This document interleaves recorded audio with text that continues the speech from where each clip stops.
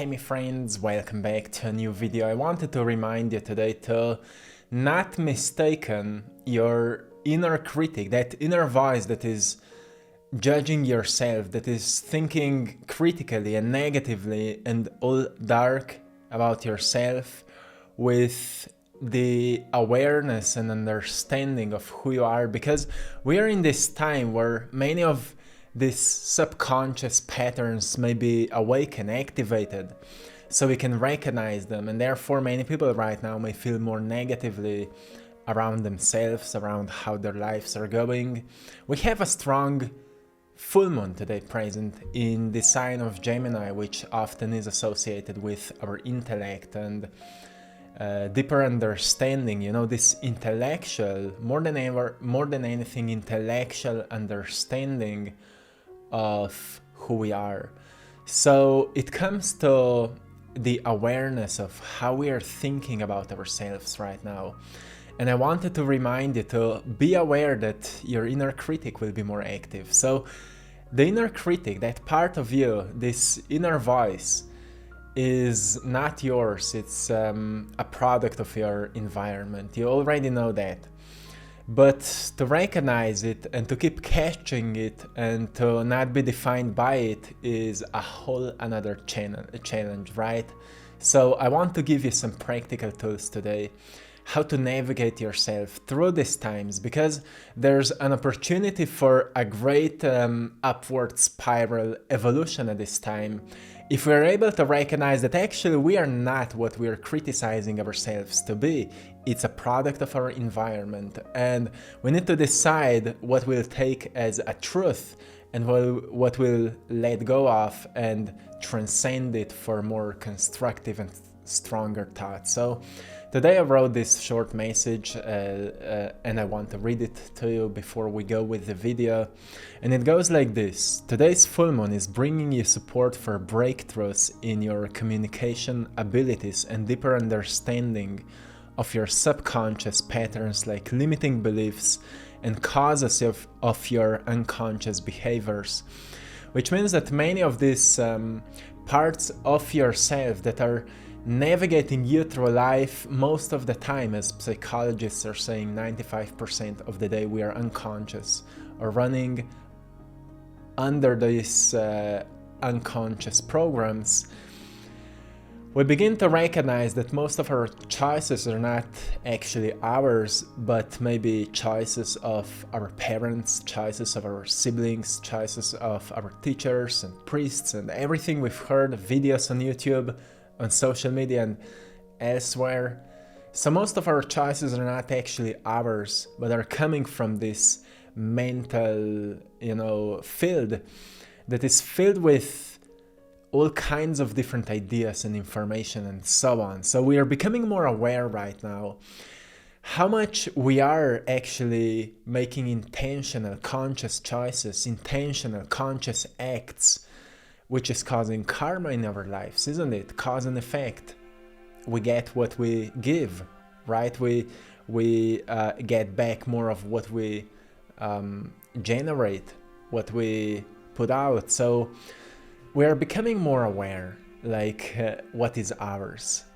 And then the message goes forward, awareness around it, awareness around these unconscious patterns is a key for any progress in an upward spiral. Set an intention for clarity in deepening your understanding of what is the most necessary for you right now, and allow insights to unfold in unexpected ways. I also have an affirmation for you today, which goes like this. If you can close your eyes right now and take a deep breath, breathe in and breathe out with a great release. And now get back into your rhythm of breathing and repeat after me. I see things clearly as they are. I speak wisely as I am, and I attract exactly what I need.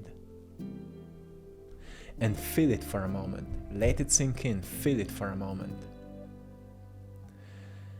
And recognize how it makes you feel. if you know that you attract exactly what you need. If you stop judging for a moment what's happening and start accepting that actually you are exactly where you need to be. People that surround you right now are exactly people you need to have around. Some of them will activate you in a right way, trigger you in a right way, and others will show you doors and ways where to go, right? The old saying goes, some people will open your heart and other people will open your eyes, and both of them are necessary. And maybe sometimes as we're dealing with financial struggles and health situations, we need to look at it as it needed to happen for us to awaken us to a new understanding. How often we've been doing things we actually didn't want to do just because we thought we were stuck in a cycle, in this repetitive cycle where there's no way out. And we thought there's no solution to it. Like, I'm stuck here. I'm stuck to this job, I'm stuck to this relationship, I'm stuck to this whatever. And then something becomes so annoying in your life that you recognize that you need a new way. You need to start walking into a new direction. You need to awaken yourself to a greater level of knowing what's best for you. Because you clearly don't know if you're repeating same old cycles. You may think, oh, I actually want to be more free. I actually want to travel more. I actually want to become an artist or whatever it is. But I'm not doing it because there's no time for that. But time is, again, it's what we all have. We all have same amount of time. But what we are prioritizing is up on us. And when we don't prioritize what makes our soul glow, means that what's on the main priority is something that makes our soul slowly dying, right? So we need to recognize these main callings that we experience. And then we need to come across understanding that there's a responsibility to it. As a human being, I have a responsibility as a human being to become all that I can be. This is my responsibility. My responsibility is to see wisdom in what is happening. That is my responsibility. Then my responsibility is to become practical around this wisdom. Learning from the past mistakes, let's be practical now. And I know it's not easy. For many people it's not easy. Because suddenly you need to become more organized. Suddenly you need to become more disciplined. Suddenly you need to become much more aware, and for most people, they're scared of that. Because sometimes we are afraid of failures to such a degree that we don't even want to start something new. And then we say we are procrastinating. Or we say that we are lazy. Or we say that we are unworthy of success, or that we are not good enough. Just because we don't want to experience this unpleasant sensation of failure, like I've tried and it didn't work. I've tried 5 times and it didn't work. So I just want to remind you, all these unpleasant sensations are natural parts of life, and at this point many of us may feel many of these unpleasant sensations. So it's a question of how much you're training yourself to be okay with unpleasant sensations. Like often I mentioned to you, I have this morning routine where I go into an ice cold water and I'm there. I try to challenge myself to be a bit longer every single day, or at least if 3 minutes is something that I often do, sometimes I challenge myself to be in for 4 minutes or for 5 minutes, just to see how my body responds. And the thing is that at some point, like around 1.5 minutes, I start experiencing pain in around my shoulders, or elbows, and this pain is so unpleasant. But if I become aware, like I place my attention into this painful area and I try to have this loving approach towards it, like I accept you, as same as warmth and beautiful environment is a part of nature, also pain and coldness and this cold water is part of nature, and I'm accepting this part of nature as well. I'm accepting you. When I do this with a great let's say sense of compassion, what happens, slowly this pain dissolves and turns into, it's hard to explain, but it turns like into a release of energy that I experience in my brain as a great clarity, a release and moment of interesting satisfaction, like compassionate satisfaction, like a sense of self-love awakens within me. But at the same time, it's part of us that we've been avoiding for such a long time. So in other sense, we've been avoiding self-love just because we didn't accept unpleasant sensations. So if we don't accept unpleasant sensations, we'll never be able to love ourselves. Because love is unconditional force. You can't say, I love myself, but I don't love my fears. I love myself, but I don't love my anger. I love myself and I don't love my pain in my knee or whatever. It doesn't work like that. Unconditional love doesn't work like that. Unconditional love says, I love you. I love this. I love this anger because it introduced me to my inner pressure. I love my inner pressure because it told me there's something wrong in my life. I've been suppressing something. I've been in tension with that person and I've suppressed it. So I love this tension because it told me there's a red flag in my relationship. And I love this relationship because it told me what's my worth. I deserve more.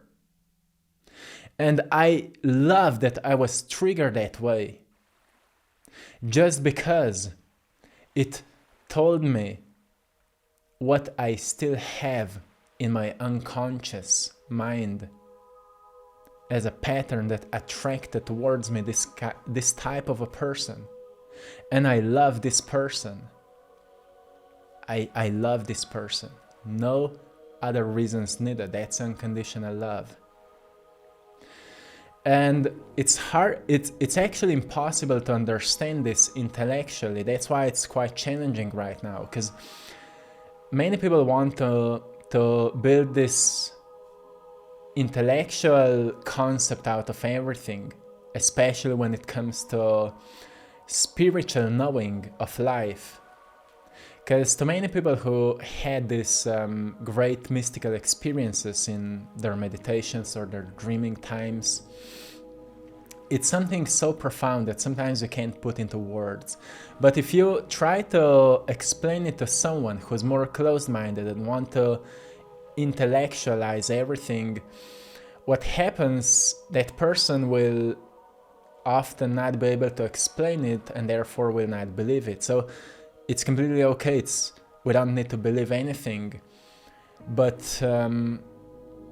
it's important to recognize that there's a depth to life that is beyond our intellectual understanding, and love is beyond that.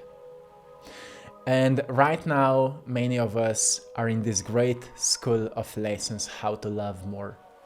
Because I know for myself where I'm coming from, my family and environment where I'm coming from, I was not really introduced to this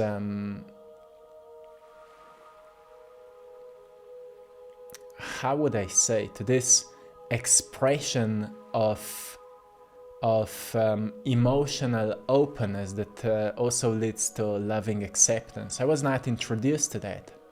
And I'm sure most of us haven't been, because this is higher knowledge.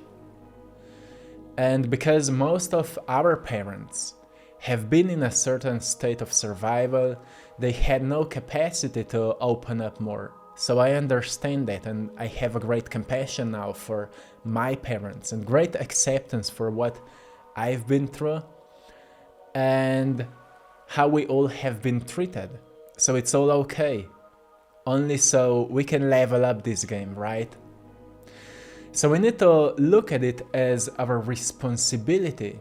For me, as a human being, this is my responsibility to level up this understanding and to become a bit more unconditional, right? To become more loving unconditionally. And I know that to get to there, you have to go through hurts. You have to go through hurts. You have to go through failures. You have to go through breakdowns. And you have to go through deep sufferings and depression and anxiety and sometimes burnouts. Just so you can recognize that most of the reasons it happened to you is because of lack of love, because of lack of self-love. Like, you've been pushing yourself so hard just because you wanted to prove yourself to someone. Or you've been pushing yourself so hard just because you were not enough and you wanted more. And more was never enough because you were not enough. And that comes from fear of being rejected, not being accepted, not being validated, not being approved, or not being loved. It all comes from fear. So we've been pushing ourselves so hardly just because we've been lacking this generous love. And it makes us then feel vulnerable because we recognize that not just pain that we've experienced, it's not just pain. We've also stretched our limits with that. We've pushed ourselves hard, maybe with the wrong reasons, but it also pushed our limits. So we've also experienced how much we are capable of once we push ourselves. Now, think what happens if you push yourself more lovingly into unknown directions, let's say towards your dreams. Or whatever is the thing you're valuing the most in your life. Think about your main principles right now for a moment and just study them a little bit, because principles are these links between your values and your actions. If you don't have the right principles in your life, something to follow by, you will not act upon your dreams, upon your visions, upon your goals. You will fail there because you don't have something to stand for. So be aware of your values. Be aware what's the most important thing in life for you. Like kindness, for example. Like passion maybe. Or creative expression. Or honesty in expression. Or practical intelligence maybe. Being practical about wise lessons you've learned in your life. Or clarity maybe. When you lack clarity, you don't make impulsive decisions. Clarity is a great value. When you recognize your mind became messy, you will do whatever is necessary for you to see things clearly once again. If that is your value, then you need a principle how you will embody it. And principle then is like, I'm not responding when I'm not clear. I rather take time to meditate. And you recognize that justice is important, because otherwise there will always be someone who will be victimized by your actions. And that is a great principle, to be to walk in justice. And recognize that there are certain things you need to be devoted to. You need to be truthful towards. When depression hits you, it's a time for reflection. It's a time for rejuvenation. So provide yourself what you need. Don't be, again, it happened to me, I don't know what to do. You know what to do. But you're avoiding yourself because you're afraid of actually doing what you know that you need to do. Because often when we are depressed, we recognize what I need is to change my job, or I need to end this relationship, or I need to end this thing that is toxic for me. But I'm afraid of doing that, so I will rather act like I don't know what to do. How often you feel like that? Those are deep reflections, and I just wanted to remind you of that as we're in this more intellectual phase right now. A strong full moon is present.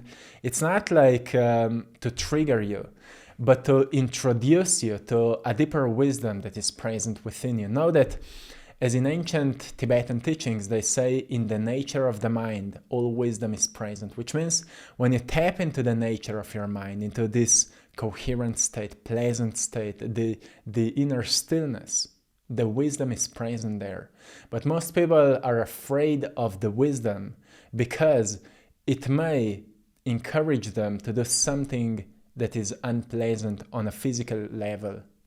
But doing more unpleasant things makes us stronger, and stronger people make more good times, right? So be aware of that, because good times are in front of you, my friend.